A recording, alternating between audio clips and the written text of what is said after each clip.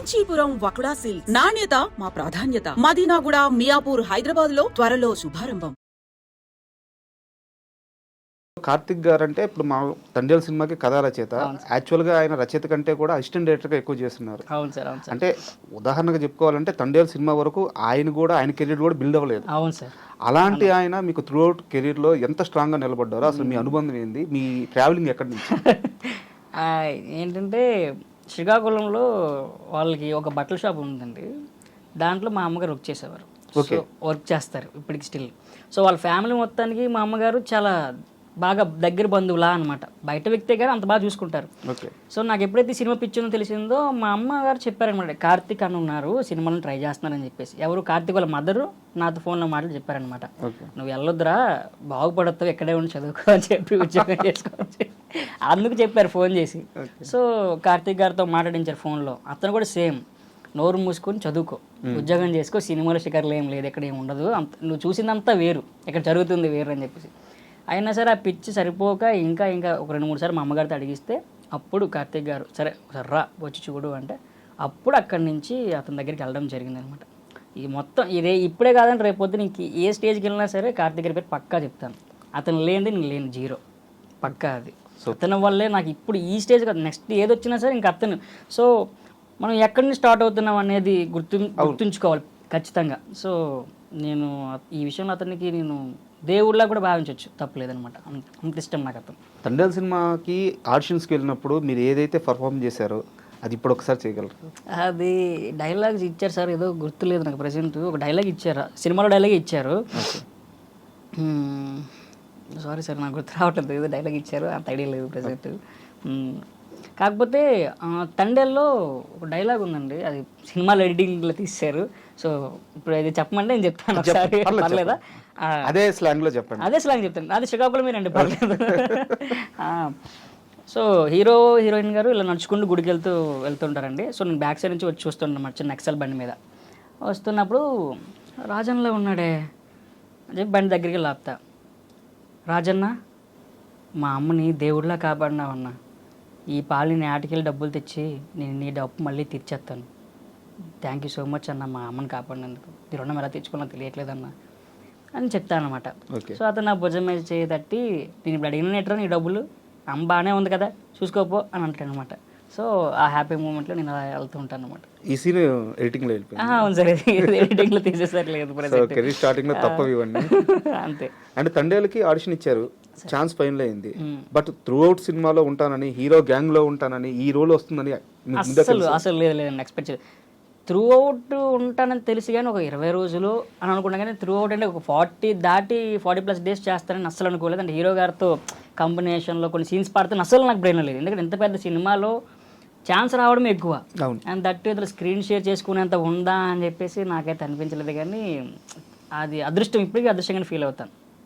Expect చేయలేదు ఇంతలా ఉంటుంది అని చెప్పి. మొత్తం ఎన్ని రోజులు వర్క్ చేశారు, ఎంత రెమ్యునరేషన్ ఇచ్చారు? అది చెప్పొచ్చు, ఏం పర్లేదు. లేదండి, అది 45 or 48 డేస్ అండి చేశాను మొత్తం నేను. ఉంటుంది రెమ్యునరేషన్ అంతా డేకి ఇంత అని చెప్పేసి 3 to 5 మధ్యలో. సూపర్. అండ్ హీరో చైతన్య గారితో మీరు ఒక 40 డేస్ జర్నీ అంటే చిన్న విషయం కాదు, ఆయన చాలా దగ్గర నుంచి చూస్తుంటారు. చాలా. మీకు ఆయనతో ఉన్న ఒక మంచి మెమరీ అంటే ఏం చెప్తారు? ఆయనతో ఉన్న మంచి మెమరీ అంటే ఇది షూట్ స్టార్ట్ అయిన ఉడిపిలో అనుకుంటా అండి, ఉడిపి జైల్ సెటప్, జైల్ సీక్వెన్స్లో. జైల్ సీక్వెన్స్లో 10th డే అనుకుంటా, నరేన్ గారని పెద్ద తండ్రి చేశారు ఈ సినిమాలో. అతను నాకు చాలా best friend because of Karthik అన్న. సో ఏ షూటింగ్ అయినా కార్తిక్ అన్న దగ్గరికి వస్తారు, అక్కడ నాకు పరిచయం. ఆ రోజు హీరో గారికి పరిచయం చేస్తున్నారు. బాబు ఇతను ఎవరో తెలుసా అని చెప్పేసి. తెలుసారు అని చెప్పి అంటే Pawan Kalyan PK PK, oh my god powerful name అని చెప్పేసి అంటారు. సో లేదు నా పేరే పవన్ కళ్యాణ్ అంటే తనకే ఉంది, బాగానే ఉంది అని చెప్పి. ఆ రోజు అతనితో పాటు హోల్ టీం అంటే అందరం ఒక దగ్గర ఉన్నాను అనమాట, అందరూ నవ్వారు. సో అదొక మంచి మూమెంట్ అని చెప్పుకోవచ్చు, అంటే నా పేరు గుర్తుంది అతనికి అని చెప్పేసి. సో ఎప్పుడు మాతో కాంబినేషన్లో షార్ట్కి అతను వచ్చిన ప్రతిసారి కూడా హే పీకే హౌ ఆర్ యూ అట్లా చెప్తున్నా. సో అది బాగా అనిపించేది నాకు. ఎప్పుడు అతనికి గుడ్ మార్నింగ్ సార్ అని చెప్పినా చాలా చాలా కూల్గా రిసీవ్ చేసుకుని గుడ్ మార్నింగ్ తిన్నావా అని చెప్పి అడుగుతుంటాను. సో ఈ తండేల్ సినిమాని ఆ మూవీ యూనిట్ మొత్తం చాలా బలంగా నమ్మింది. బన్నీవాసు గారు కానీ డైరెక్టర్ గారు కానీ అందరూ కూడా 100 కోట్ల క్లబ్లో చేరబోతున్నాం, 100 కోట్లు కొట్టబోతున్నాం అని స్టేట్మెంట్ ఇచ్చి మరీ సక్సెస్ కొట్టారు. సో అంటే వాళ్ళంత కాన్ఫిడెంట్గా చెప్పారంటే దాని వెనక అంతే స్థాయిలో కష్టపడి ఉండాలి. సో చైతన్య గారి కష్టం మీరు దగ్గర నుంచి చూశారు కాబట్టి ఆయన ఎలా సెట్లో ఎలా ఉండేవారు, ఎలా కష్టపడేవారు? ఈ సినిమాని చైతన్య గారు మాత్రం చాలా పర్సనల్గా తీసుకున్నారండి. ఎందుకంటే 1 year కష్టం అవుతుంది, ఇంక ఇది తప్ప ఇంకొక సినిమా ముట్టుకోవద్దు అని చెప్పేసి. ఈవెన్ అతను స్టంట్స్ కానీ ఫైట్స్ కానీ చేయాలన్నా డూప్ పెట్టేంత అవకాశం ఉంది వాళ్ళకి. కానీ సార్ ఏమన్నారంటే నాకు ఏ డూప్ వద్దు, నేనే చేస్తాను ప్రతిదీ కూడా. కొన్ని స్టంట్స్లో అయితే అతను పడిపోవడం కూడా జరిగింది, కింద బేస్మెంట్స్ కూడా ఏం వేయలేదు అప్పటికి. అండ్ దట్టు అతను జైలు సీక్వెన్స్ మంచి ఎండలో జరిగిందండి అప్పుడు, ఎండాకాలం బాగానే. సో ఫిషర్మ్యాన్ అంటే అంత కలర్ఫుల్గా ఉండకూడదు, బ్లాక్ కొంచెం ఉండాలని చెప్పేసి నేను ట్యాన్ అవుతాను, నాకు ఇలాగే ఎండలోనే ఇష్టం అని చెప్పేసి వాళ్ళ అసిస్టెంట్కి గొడుగు కూడా పట్టించుకునేవాడు కాదనమాట. That very cool person. ఎంత ఇబ్బందిగా ఉన్నా ఎంత దీనిగా ఉన్నా నవ్వుతూ పలకరిస్తూ ఉంటాడు, నవ్వుతూ చేసుకుంటారు అనమాట సార్ అని అతను. సో అలా అంతే బాగా జరిగిందనమాట. అంటే ఆ డూప్ కూడా వద్దు, నేను చేస్తాను. అండ్ అటు ఒక సీన్లో ఏంటిది సేఫ్ ప్యాడ్ కట్టుకుంటారు కదా ఫైట్ సీక్వెన్స్లో, చందు సార్ అడిగారు చందు గారు కట్టుకుంటారంటే అవసరం లేదు, నాకు ఇలా ఉంటేనే ఇంకా ఇష్టం, నేచురల్గా వస్తుంది అని చెప్పేసి. ఈవెన్ చందు సార్ ఆ సీన్ ఓకే చేసిన, షార్ట్ ఓకే చేసినా లేదు ఇంకా చూడు ఇంకా చేయి, ఇంకేమైనా చేయొచ్చా అని చెప్పేసి మోడల్ కూర్చొని అది చెప్తూ ఉండారనమాట. మేము అనుకున్నాం ఏంటి ఇంత మంచి ఎండలో మళ్ళీ అది డ్రోన్ షాట్స్ కొన్ని ఉంటాయండి, ఫ్లై చేస్తూ కొన్ని ఫైట్ సీక్వెన్స్ ఉంటాయన్నమాట జెండాకి సంబంధించిన ఒక సీక్వెన్స్లో. అప్పుడైతే సారు 2 days చాలా హార్డ్ వర్క్ చేశారు. మేము ఒక అరగంట ఉండలేకపోతున్నాం ఎండలో, అతను మాత్రం త్రూ అవుట్ 3-4 hours ఉన్నారు అక్కడ. చాలా హ్యాట్స్ ఆఫ్ చెప్పుకోవాలి అతనికి. తండ్రుల కథలో భాగంగా మీ బ్యాచ్, మీ టీం ఏదైతే ఉందో వాళ్ళంతా పాకిస్తాన్లో అరెస్ట్ అవుతారు, పాకిస్తాన్లోకి దొరికిపోతారు. కానీ సినిమా షూటింగ్లో నిజంగానే సీలో ఒక 5-6 గంటలు మీరు అరెస్ట్ అయ్యారంట. ఆ సీక్వెన్స్ ఎలా జరిగింది, అక్కడి నుంచి ఎలా బయటపడ్డారు? మీ దాకా వచ్చిందంటే పెద్ద విషయం. అది కేరళలో మిడిల్ ఆఫ్ ద సీలో స్ట్రోమ్ సీక్వెన్స్ తీయడానికి అనుకుంటా సార్, నాకు క్లారిటీ లేదు. వెళ్ళాం, మిడిల్ ఆఫ్ ద సీలో షూట్ ఉందని చెప్పేసి. సో మేము ఈ ఒడ్డు నుంచి చిన్న టెప్పలు ఉంటాయి కదా, ఆ టెప్పల మీద వెళ్ళి అక్కడ పెద్ద బోట్ ఎక్కాలి. ఓకే. సో ఆ టెప్పల మీద వెళ్తున్నాము, జాకెట్స్ కూడా లేవు, లైఫ్ జాకెట్స్ కూడా లేవు చెప్పాలంటే. ఆ రోజు అడ్వెంచర్ ఏంటంటే అది ఒక నార్మల్గా బోటింగ్ చేస్తున్నట్టు ఫీల్ అయ్యాం జస్ట్ ఒక 5 minutes వరకు. ఇంకా తర్వాత స్టార్ట్ అయింది మాకు. లైఫ్ జాకెట్స్ లేవు, చిన్న బోటు, 10 మంది ఉన్నాం దాన్ని ఒక బోటు మీద. ఇంకా కొడుతూనే ఉన్నాయి అలలు, మా ఒక్కొక్కరికి ఇంకా అయిపోయి ఈరోస్తే లాస్ట్ అని చెప్పేసి. సో వెళ్తున్న కొద్దీ భయమో ఉంది, ఓకే అడ్వెంచర్ ఫీల్ అవుతున్నాం. లేదండి రాదు, ఎవరికి రాదు. అయితే వచ్చింది అక్కడికి కేరళ కూడా అతను బోట్ నడుపుతున్నాడు. ఆడేం చెప్తున్నాడు కేరళ మాకు అర్థం కావట్లే, కూర్చో అంటున్నాడు. ఓకే అంటున్నాను.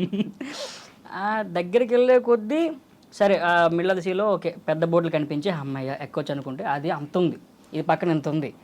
అక్కడ నిచ్చెన కూడా లేదండి ఎక్కదామంటే, తాడు వేసాడు, అది ఇలా షేక్ అవుతా ఉంది. అది ఆ తాడుతో ఏం ఎక్కుతావరా, కొంచెం జారినా ఇంకా అయిపోయింది పని, టాటా బాయ్ బాయ్ చెప్పుకొని వెళ్ళిపోవడమే ఇంకా.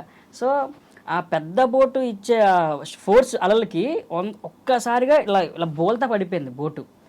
ఈవెన్ కొంచెం ఇంకా ఫాస్ట్ కొట్టినా ఇంకెవరిని కనిపించాలి, ఆ బోట్ తిరగబడిపోతుంది.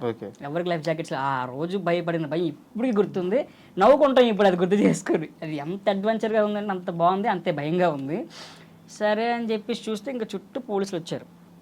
ఏం జరుగుతుంది, ఎక్కలేదు ఇంకా అప్పుడు ఎక్కలేదండి, తాడు వేస్తున్నారు, ఈ లోపు పోలీసులు వచ్చేసారు. వచ్చేస్తే ఏం జరుగుతుంది ఏంటి మాకేం అర్థం కాలేదు. ఆ టైంలో ఎవరు తెలిసిన వాళ్ళు ఇంకా పర్మిషన్స్ లేవు, బోట్స్ 2 బోట్లకి పర్మిషన్స్ లేవు, షూటింగ్ పర్మిషన్ లేవు. ఆ రోజు మాకేంటంటే అన్లక్కీ థింగ్, కోస్టల్కి నావల్కి వాళ్ళకి పరేడ్ అవుతుందంట లోపల. అది మాకు తెలియదు, ఎందుకంటే కేరళలో ఒక మేనేజర్ని పెట్టుకుంటారు నార్మల్గా, వాళ్ళతో మాట్లాడుకుని కమ్యూనికేట్ చేసుకుంటారు అనమాట. సో జరగలేదు. ఇంకా పోలీసులు వాళ్ళు మేము ఈ బోట్లోనే ఉంటున్నాము, ఆ పెద్ద బోట్లోకి ఎక్కనివ్వట్లేదు. ఆ ఫోర్స్కి బోట్ తిరగబడిపోతుంది. అక్కడ ఏం జరుగుతుందో మాకు తెలియట్లేదు. ఇక్కడేమో ఒకళ్ళు చీలాలు పట్టుకుని కూర్చుని ఉన్నాం అలాగని. ఈ కేరళ అతను ఏదో చెప్తుంటాడు, మాకు అర్థం కాదు. ఒరే బాబు మా ప్రాణపోతుంది, నువ్వేం చెప్తున్నావు అని చెప్తున్నాను. అది ఒకవైపు ఏడుపు, ఇంకోవైపు నవ్వు వస్తుంది. అయితే పర్మిషన్స్ లేవు అని తెలిసింది. ఇంకా హీరో గారు ఎక్కడ ఉన్నారు ఈ మొత్తంలో? హీరో గారు స్టార్ట్ అవుతున్నారండి అప్పటికి. ఇంకా సో హీరో గారు కూడా రావాలి, రావాలి సేఫ్గా ఇంకా రాలేదు. అక్కడ ఆగిపోయారు. అయితే ఇంకా మాకు అరెస్ట్ అని చెప్పేసి అన్నారు. అట్లీస్ట్ ఆ బోట్లకి నెక్కించండి, ఎందుకంటే ఉండలేకపోతున్నారని చెప్పేసి వాళ్ళతో మాట్లాడితే ఆ పోలీసులు వాళ్ళు హైకమాండ్కి కాల్ చేసి అక్కడ కాల్ వచ్చేసరికి 1.5 hour పట్టింది. అంతవరకు అలాగే ఉంచాను మమ్మల్ని. సరే ఓకే అని చెప్పేసి మమ్మల్ని బోట్లోకి ఎక్కించి వాళ్ళు కూడా మాతో పాటు ఎక్కారు. ఆ బోట్లోకి ఎక్కి ఇలా సేఫ్ జాకెట్స్ లేవు, ఏం చేస్తున్నారు ఏంటి, అసలు మీరు ఎవరు, సినిమా వాళ్ళమన్నా నమ్మట్లేదు వాళ్ళు, ఎందుకంటే కెమెరాస్ లేవు, అవి వేరే బోట్లో ఉన్నాయి, మీరు ఏమైనా మాఫియానా లేకపోతే ఏంటి అన్ని చెక్ చేస్తున్నారు వచ్చి. అందరూ అనుకున్నారు సినిమాలో జరగాల్సిన రియల్ లైఫ్ జరిగింది, ఇంకేం వస్తుంది ఆ ఫీల్ అని చెప్పేసి. దాదాపు 5.5 hours అండి వితౌట్ వాటర్, ఫుడ్, అలాగే ఉన్నాం. రెండో బోట్లో అనుకుంటా బిస్కెట్ ప్యాకెట్స్ ఏవో ఎక్కడో దాచినవి ఉంటే, ప్రొడక్షన్ వాళ్ళు దాచుతారు కదా, అవి విసురుకుంటున్నాం ఇలాగా, ఇవ్వండి రా బాబు ఆకలేస్తుందని చెప్పి ఆ బోట్ నుంచి ఈ బోట్కి. చెప్పుకోవడానికి చాలా మంచి విషయం అండి ఇది, కానీ భయం వీధిలో అవుతామా లేదని. అప్పటికి అరెస్ట్ వారెంట్ కూడా ఇష్యూ అయిపోయింది మా మీద. అరెస్ట్ త్రూఅవుట్ కేరళ మీడియా మొత్తానికి మేము ఒక ఆహారం. ఆ రోజు మేము సరే ఇంకా ఓకే అన్నారు. అల్లు అరవింద్ గారు మొత్తం మాట్లాడడం జరిగింది. అక్కడ ఉన్న పోలీస్ స్టేషన్ మొత్తానికి రిలీజ్ ఆర్డర్ వచ్చేసాయి.